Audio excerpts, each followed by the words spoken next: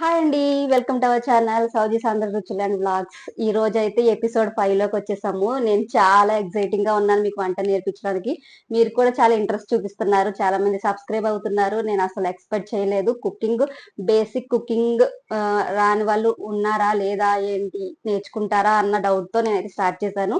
But interest చూపిస్తున్నారు. నేను కూడా చాలా ఇంట్రెస్టింగ్ గా నేర్పిస్తాను. మీరు అస్సలు భయపడొద్దు. కుకింగ్ నేర్పించే బాధ్యత నాది. మీరు నేర్చుకోండి నీట్ గా. అలాగే డౌట్స్ ఏమైనా ఉంటే వెంటనే కామెంట్ చేయండి, నేను రిప్లై ఇస్తాను. ఓకేనా?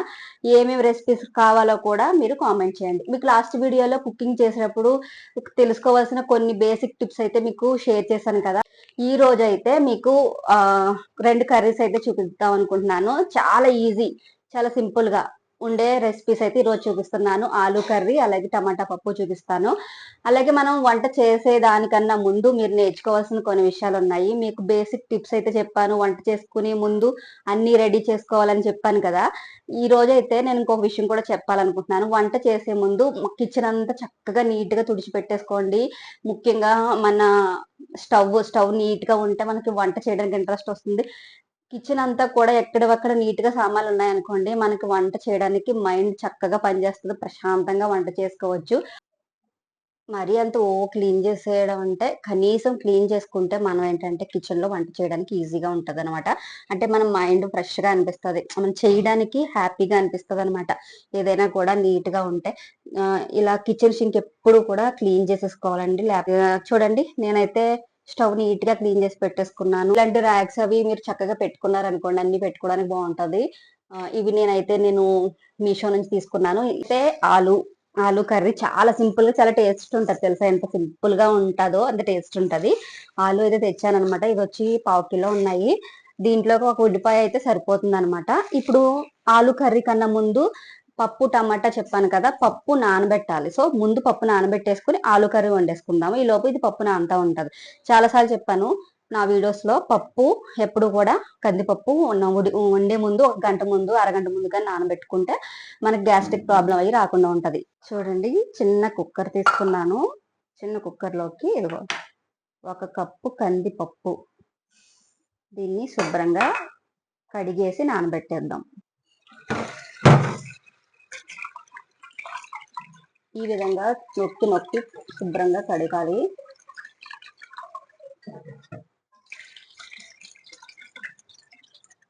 ఒక 2 టైమ్స్ అయినా కడగాలి. చూసారా, శుభ్రంగా కడిగేసాను. ఇప్పుడు 1 కప్పున్నర వాటర్ అయితే యాడ్ చేసేద్దాం. 1 కప్ యాడ్ చేశాను. 1/2 కప్పు వేస్తాను. దీన్ని పక్కన పెట్టేద్దాం మూత పెట్టేసి. నాంతా ఉంటది. దీని ప్రిపరేషన్ తర్వాత చూద్దాం. ఇది ఈ లోపు నాంతది. ఇప్పుడైతే మనం బంగాళాదుంపలు ఆలు కర్రీ అయితే చేసేసుకుందాం. వీటిని చెక్కుకోవాలి. వీటి కోసం 1 ఉల్లిపాయ తీసుకున్నాను. ముందుగా బంగాళదుంపల్ని చెక్కి కట్ చేసి పెట్టుకుందాం.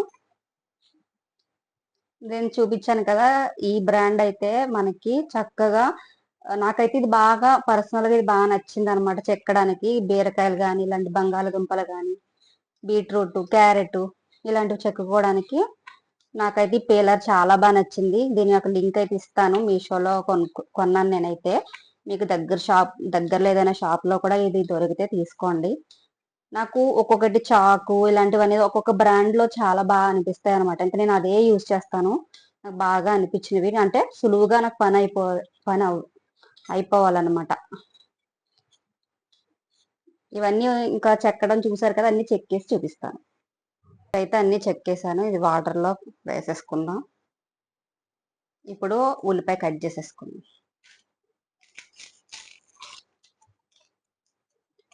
నేను చెప్పాను కదా, ఇప్పుడు ఉల్లిపాయలో ఈ బ్లాక్ కలర్ లో ఉంటుంది చూసారు, ఈ పొర అంతా తీసేయండి. చాలా ప్రమాదం అంట. నేను కూడా ఇన్స్టా రీల్లో యూట్యూబ్ లోనే చూసాను. మనం తెలిసి ఎందుకు చేయడం, ఈ 1 పొర తీసేస్తే ఏమైపోయింది. అందుకే నేను తీసేసి అప్పుడు శుభ్రంగా కడిగేస్తాను.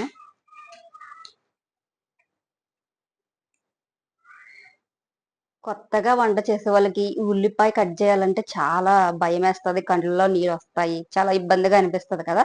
ఇలాంటి చాపర్ ఒకటి తీసుకోండి, మీకు ఈజీగా అయిపోతుంది. ఇలా 4 ముక్కల కింద కట్ చేసేసుకొని ఇగోండి ఈ చాపర్ లో యాడ్ చేసేసుకున్నాం అనుకోండి.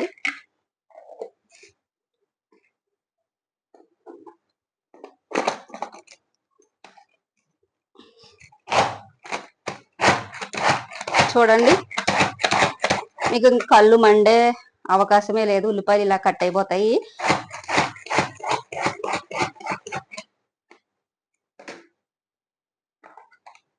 చూసారు కదా, ఉల్లిపాయలు కట్ అయిపోయి కట్ చేసేసుకోవచ్చు ఇలా. అంటే మీకు కళ్ళు మండుతాయి అనిపిస్తే, అలాగే ఈజీగా అయిపోవాలన్నా కూడా మీరు ఇలాంటి చాపర్ తీసుకోండి. దీనికి లింక్ కూడా ఇస్తాను.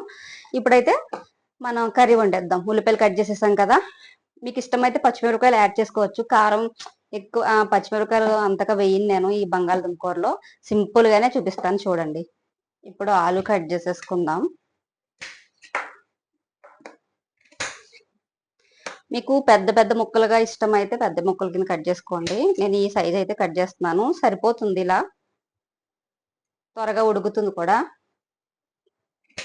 కొంతమందికి పెద్ద పెద్ద ముక్కలుగా వండుకోవడం ఇష్టం అవుతుంది కదా, అలా కావాలంటే అలా. చూడండి, ఈ బంగాళదుంప ముక్కలన్నీ కట్ చేసేసుకున్నాను కదా. నాకు 4 తీసుకున్నాను, నేను 1/2 కిలో తీసుకోలేదు చాలా అనేసి. ఎందుకంటే ఆల్రెడీ పప్పు వండుతున్నాను కదా, దాంతో సరిపోతుంది మాకు. ఈ నీళ్ళు తీసి పక్కన పడేసి, కారము పసుపు అన్ని రెడీగా పెట్టేసుకుందాం. ఇప్పుడు చూడండి, స్టవ్ పై మూకుడు పెట్టుకొని, ఇది చూడండి ఇలా సిమ్ లో పెట్టుకొని స్టవ్ ఆన్ చేసుకోవాలి. ఇది హీట్ అవ్వాలి బాగా. చూడండి, స్టవ్ వెలిగించిన తర్వాత హీట్ అయిపోయింది. ఎక్కడ వాటర్ కూడా లేదు కదా. ఇప్పుడు ఇందులోకి ఆయిల్ యాడ్ చేసేద్దాం. నేను ఒక 4 టేబుల్ స్పూన్ ఆయిల్ వేస్తున్నాను. మీకు మొన్న చూపించాను కదా, కలర్ స్పూన్ చూపించాను కదా, చూడండి ఆయిల్. మీరు ఇంకా ఆయిల్ తక్కువ తినాలంటే కొంచెం తగ్గించుకొని వేసుకోండి. ఇప్పుడైతే మనకి ఆయిల్ కూడా హీట్ అయిపోయింది. మరీ ఎక్కువ హీట్ అయితే అవ్వకూడదు. వేయగానే ఇలా సౌండ్ రావాలి, అలాగని వేయగానే మనకు ఆయిల్ పైకి రాకూడదు. అంటే అంత హీట్ అవ్వకూడదు అనమాట. ఈ మాత్రం హీట్ అయితే సరిపోతుంది. ఇది కొంచెం బాగా ఫ్రై చేసుకోవాలి. ముందుగా ఉప్పు వేసుకోవడం వల్ల ఉల్లిపాయలు బాగా మగ్గుతాయి, అలాగే బాగా ఉడుకుతుంది అనమాట. ఉప్పు వేసాక ఇలా ఒకసారి కలుపుకోవాలి. చూడండి, ఉల్లిపాయలు ఇలా ట్రాన్స్పరెంట్ గా అయిన తర్వాత, నేను ఉల్లిపాయలు వేసిన తర్వాత వేగడానికి ఇలా ఒక 2 మినిట్స్ పడుతుంది. మాడనివ్వకండి అస్సలు, మాడిపోతే టేస్ట్ మారిపోతుంది కర్రీ. ఇప్పుడు కట్ చేసి పెట్టుకున్న ఈ ఆలు ముక్కల్ని యాడ్ చేసేద్దాం. ఆల్రెడీ మనం ఉప్పు వేసేసాం కదా, పసుపు నేను ఒక 1/2 టేబుల్ స్పూన్ వేసాను. కారం ఫుల్గా 1 టేబుల్ స్పూన్ వేస్తున్నాను, సరిపోతుంది. ఒక్కసారి ఇలా కలపాలి.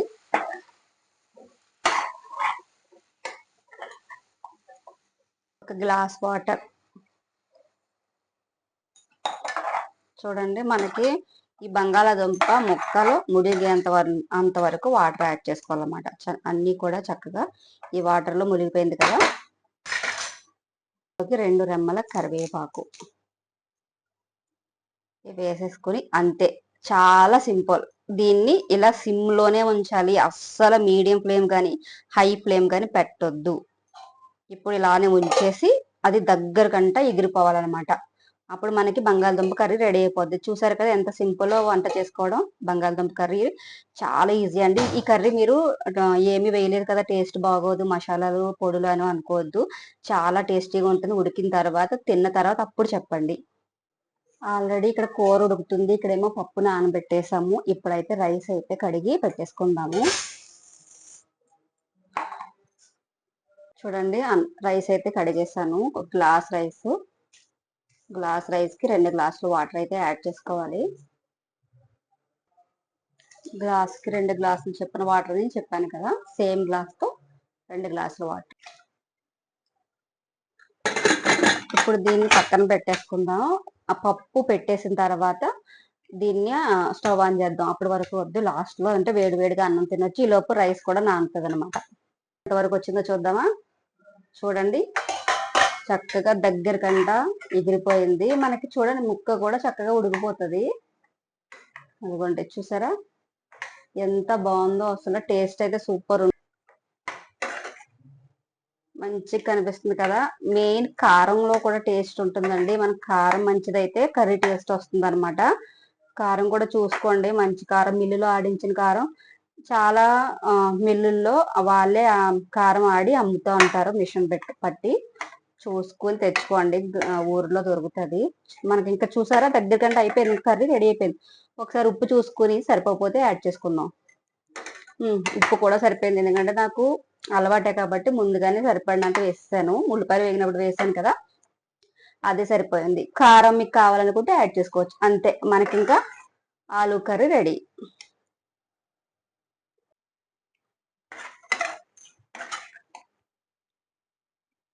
ఆలూ కర్రీ రెడీ అయిపోయింది. దీన్ని అయితే ఇంకా పక్కన పెట్టేసుకుందాం. ఇంకా పప్పు పెట్టేద్దాం స్టవ్ పైన.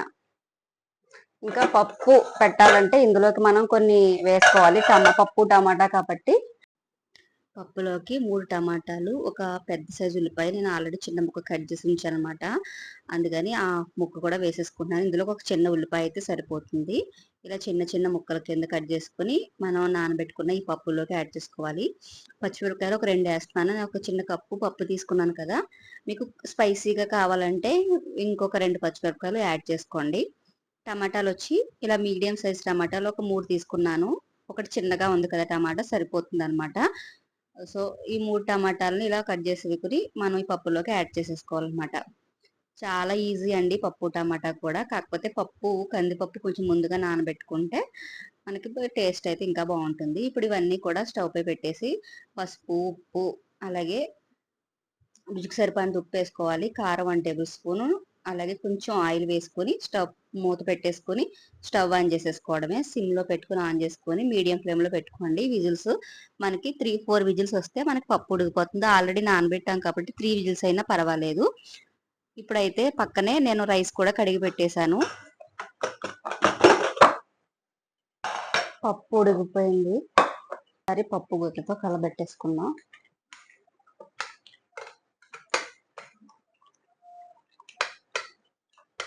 మీకు అలవాట్లేదు కాబట్టి ఇది కొంచెం వేడి చల్లారిన తర్వాత అప్పుడు పప్పు గుత్తితో కలుపుకోండి, లేకపోతే మీకు వేడి వచ్చేస్తుంది చేతికి. నాకు అలవాటు అయిపోయింది కాబట్టి ఇలా వేస్తాను. మనం పప్పు కలబెట్టేసుకున్నాం చూడండి. ఇప్పుడు తాలింపుకి అన్ని రెడీ చేసుకుందాం. ఒక 5-6 వెల్లుల్లి రెమ్మలు. వెల్లుల్లి ఫ్లేవర్ నాకు చాలా ఇష్టం అండి, అందుకే నేను తాలింపుల్లో కొంచెం వెల్లుల్లి ఎక్కువ వేస్తాను అనమాట. మీకు వెల్లుల్లి ఇష్టం లేకపోతే వెల్లుల్లి తీసేసి కూడా మీరు తాలింపు వేసుకోవచ్చు.